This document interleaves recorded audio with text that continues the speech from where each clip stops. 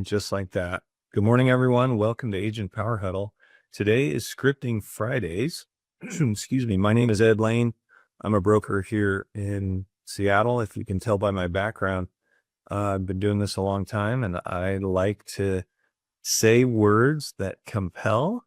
And when they work, I use them again and again. So today we're going to focus on sellers, and we're going to focus on repairs and how to frame them and how to explain them and all that. So a little bit about me. Again, I've been doing this for almost 40 years, over 3,000 sales. So I've got a ton of experience. Today we're going to talk about whether to repair or not repair. And those images that you can see are actually one of my listings from October. You see the date in the photos. That's a bank-owned asset. And so you're not wondering, I'll tell you what happened. As you can see by the sheetrock that's been cut, they had a water issue. The owner actually got incarcerated, and while he was in prison, the utilities got shut off, and the overhead fire suppression sprinkler system froze and burst, and it flooded the house. Then, after they remediated that, the meth addicts broke in and started stealing stuff. So that's why you see all the wire hanging down. But this is just an example of what you might see. Hopefully it's never this bad. But the concept that we're going to talk about today is how to frame the repairs to the seller and work into the conversation whether they have the money to make the repairs, right? This one that's on the screen, I used to be a general contractor, and I did a scope of work for the rehab on this thing. It was $962,000. But once you did the work, it was worth $4 million. So I told the asset manager, we got to price it under $2 million so that the person that takes on this big a project can make $1 million. And it sold for 1.8. And I met the buyer, and they're lovely people, and they're going to rehab it, and I'm going to interview for the job. I actually said to him, I'm a luxury specialist. You can't really tell by the condition of this house, but I'd love to interview for the job. That's another dialogue that you might hang on to, because just asking to interview for the job doesn't require them to hire you, right? And it's easier for them to say yes to that. And then when you get in front of them, impress the crap out of them so that they hire you, right? So back to the topic of the day, though. Sellers are typically, in fact, here's a dialogue. I'm only going to cover 2 dialogues. So dialogue number 1 is when a seller says, do I need to fix this, or should I fix that, or should I upgrade this or upgrade that? And the dialogue sounds like this. Hey, Mr. Seller, here's the thing. Repairs and upgrades typically fall into one of 3 categories. And those 3 categories are safety and or lender required repairs. So those are the things we got to do. The next category is items that will help the home sell faster. Not necessarily sell for more money, although I certainly could make the argument that a faster sale is typically going to be at a higher price point, right? Because the longer it's on the market, the more of a discount the buyers ask for. And then the third category is what I would call speculative, right? These are things that you would do if you felt it would deliver an ROI.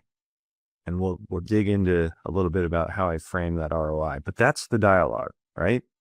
Hey, Mr. Seller, issues fall into one of 3 categories, either safety and or lender required repairs, which we're going to have to do regardless. So we may as well do them before we put it on the market. Things that might help this home sell faster, right? Or speculative. Now, I don't have this in the slide deck, but one dialogue that I've used a lot is to help sellers, especially homes that are in disrepair or have glaring issues. I'll go, here's the thing, Mr. Seller. When a buyer comes to your home to see it, they're going to have the list price in their head. And when they walk through your house, they're going to go discount, discount, discount. So if we can eliminate those visible discounts, that will help us sell the home faster and sell it for more money. So that's a little bit of a spin on that middle category, right? We don't have to make the repairs, but would it be wise to make these repairs? Does that make sense? Right? Then the next category, this is the home that it might be in okay shape, but it's gated. And I use this dialogue when I meet you for the first time every time, right? Unless the home is brand new or just newly remodeled and just tight, I'm probably going to say these words, right? And it sounds like this. Hey, Mr. Seller, I have 3 ways I can sell your home. The first is I'll bring you a cash offer tomorrow. The second is as is, but on the market. And then the third is what we call as repaired, but on the market. That's my moving concierge program. So what I'm going to stop sharing so I can look at all your faces and names. What I can sort of segue from there to is here's the best part about our program. I can get you concrete numbers for all 3 alternatives before you have to make a choice or a decision. All you have to do is hire me to get me to go to work. Right? Why do I say that? Because I'm getting a freaking listing agreement signed before I lift a finger. Right? I actually had one client say, this big black guy, he was awesome. His name was Jack. He's like, Ed, which one of these 3 do I get you with? And I go, I got bad news, Jack. I come with all 3. And he's like, perfect. That's what I wanted to hear. And he ended up going with the cash offer, right? That's the power of that dialogue, is it lets the consumer see that you're the solution regardless of the timing and or their approach. And they don't have to go interview other agents. A lot of consumers think, I need to talk to one agent who specializes in cash offers. I need to talk to a different agent who specializes in selling it as is on the market. And I need a third agent that can do the as repaired approach, right? So let's dig into the as repaired approach. And they will, in that first conversation, they'll often say, tell me more about this one, right? Because in their head, they've already analyzed, I think I'm going to lean that way. The beautiful thing, again, though, is until we have concrete numbers, they don't have to decide. Because another dialogue that you can use is, think of this as a money versus convenience continuum, right? The cash offer is the quickest close, the fastest money, but it's the lowest number. The as is sale is more money, but less convenient, because now you got to deal with showings and intrusions and all that. The as repaired is the most money, but it's the biggest inconvenience because you probably have to move out of the house, or potentially, right? Depends on what the repairs are. But there's very few remodel projects where the homeowner can stay in the home. So if you kind of paint it that way, then they can decide what's most important, convenience or money. And in Jack's case, it was money and timing. He needed it fast. Great. Like, the beautiful thing of that dialogue is you don't have a horse in the race. You're going to get paid under any of the choices, right? And so you can be objective when they go, well, what do you think? And that's when I'll say, well, it's really this continuum of convenience versus money. So what's more important to you? And they'll go, well, we don't mind waiting for the money. Well, then let's go with the moving concierge approach, right? So let's dig into the moving concierge part of this a bit, because check with your firm if your firm offers a, cleanup budget to prepare a listing for going on the market, like I know Compass has that. Some of the regional ones here in Seattle, like Windermere, have that. You may or may not. So check with your firm. If you don't, check with the EXP, because we have it, right? And the beautiful thing about our program is, again, you don't have to decide until you get the numbers firmed up. So I'll describe the process, and then I'll describe how I talk about it. The process is you get the seller to sign a listing agreement so that you're not wasting your own time, right? But the contractor doesn't require that, but I do, right? And you should. Then you shoot photos, and you send the photos and your CMAs. And I said plural CMAs because you want to tell them the as is X and the as repaired is Y. And I believe the scope of work is going to be about Z, right? And then they will tell you if you're right or wrong on the scope of work, because they're the contractor, right? But what they'll do is they'll put a draft agreement together that says, we'll do the list of things that Ed's recommended, and we've looked at the photos. We might recommend something else or something additional. Maybe I missed something, whatever.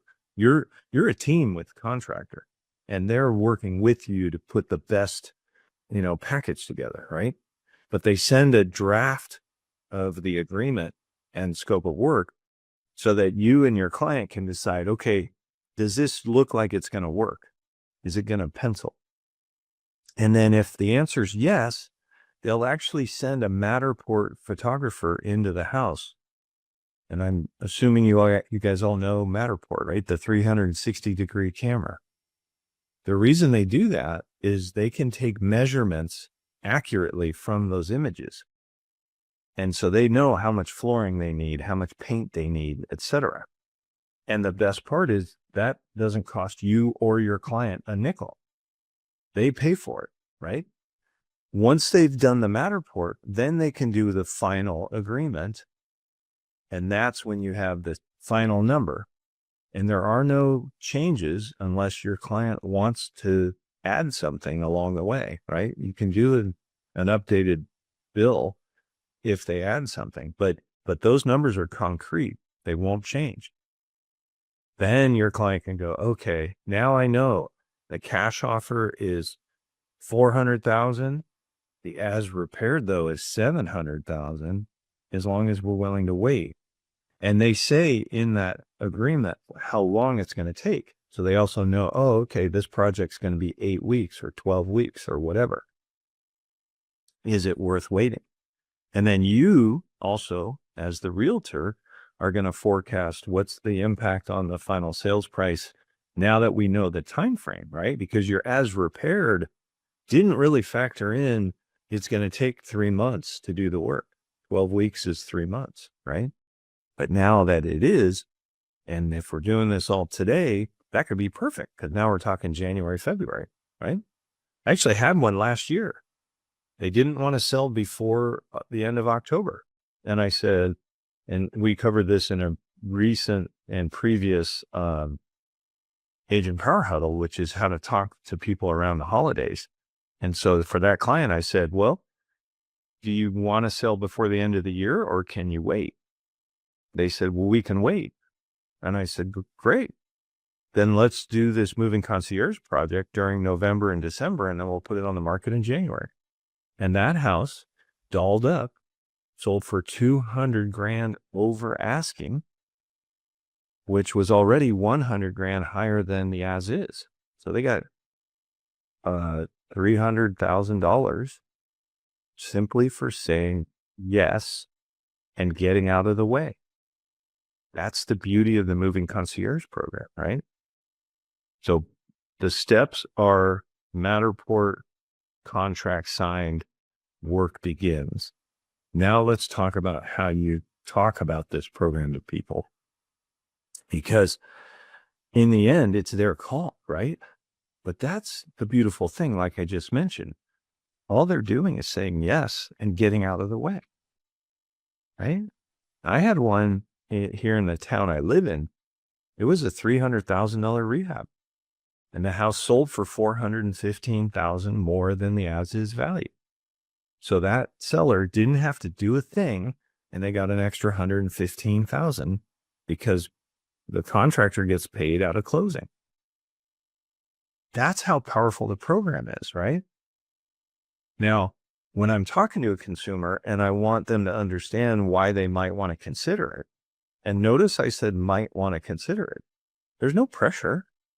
I'm just giving them options, right? So when I said there's 3 ways I can sell your home, cash, as is, or as repaired, and they go, tell me more about the as repaired. I go, well, that's my moving concierge program. Here's how it works. We will rehab your home with our money and you keep the profit. And if they go, really? I go, well, it's a loan against your equity, but it gets paid out of the closing table, but you don't have to front any of the money. And they're like, tell me more. And I go, well, I've been doing this a long time. And my personal opinion is that we shouldn't do any of these sorts of updates or upgrades unless it delivers at least a 40% ROI, because the work is going to take some time and the market can shift in that period of time. And if it shifts against us, we still want it to be a profitable endeavor. The last thing we want to do is do this work expecting you to make 20 grand and instead you lose 20 grand, right? And they go, oh, okay. And be careful to make sure that they're understanding, because I literally had a client that nodded like she understood and didn't, and then talked to a friend, and the friend, you know what the friend said? She goes, that's stupid. You're going to lose money if their return is only 40%. And the client goes, what do you mean? She goes, that means if you spend 10 grand, they're only going to give you back 4 grand. So you lost 6 grand. Hopefully you're laughing too, because that's moronic.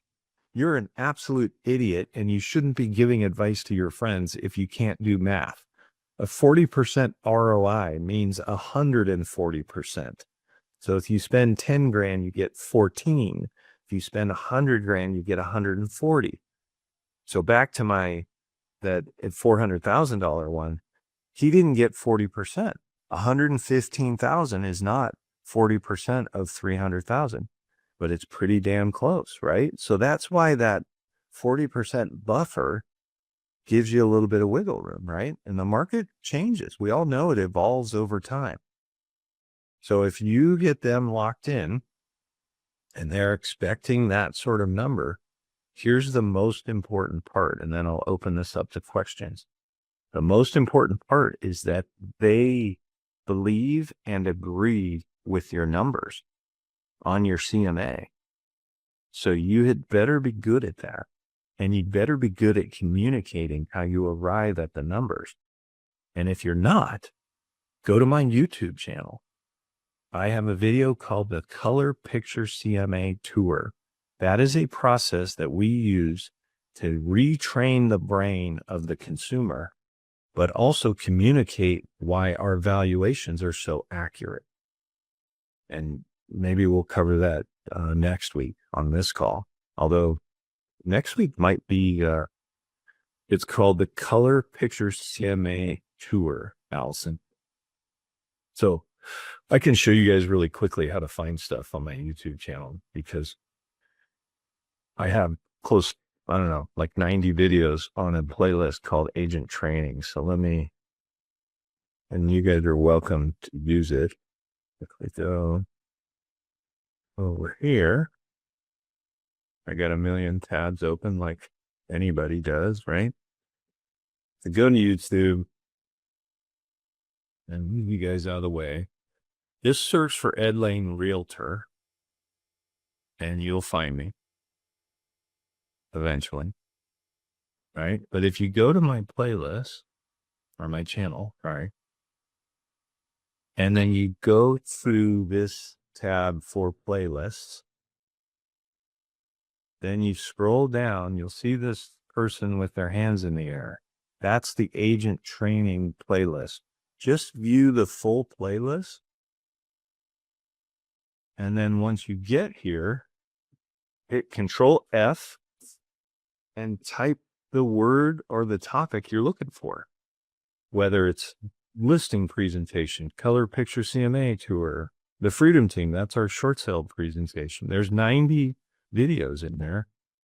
How to properly do CMAs, how to look at forms. You know, I'm in Washington State, so if you're in Washington, the form videos are relevant and helpful. But if you're in another state, it might not be, right? So play around with that. That's a worthwhile resource. And another resource, and then we'll open it up for discussion, is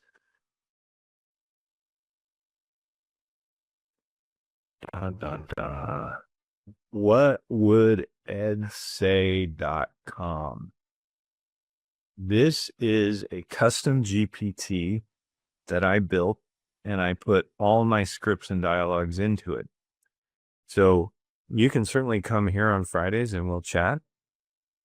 And at the end, like I'm going to do right now, I always open it up for, hey, you know, do you have any questions about what I've just covered? Or do you have any scenarios that you're in right now that you'd like to know what I would say? But if in between Fridays, go to whatwouldEdSay.com. You have to have a Chat GPT account to access it, but it can be the free account. So just, if you don't have one, get a free one, and now you have access. All right, let's open it up to questions. Does anyone have a question about the seller repair dialogues I just covered? And if not, is there any question about scenarios you're facing? Not, we can wrap this up. I love your image, Jessica. Your daughter is beautiful. All right. Well, I'm going to call this a wrap. I hope you guys got some benefit out of it. It'll be posted next week on the channel if you want to watch it again. And next week, we'll cover something different. Have a great day. If you'd like more information or to get connected to the Agent Power Huddle, join our free Facebook group. This call was designed for the agents in our EXP organization, but open to any agent from any brokerage. If you're a guest and you're interested in learning more about EXP or our specific resources within the Agent Collective, reach out to the person who invited you to this call to get more info. Produced by the Agent Collective Media Network.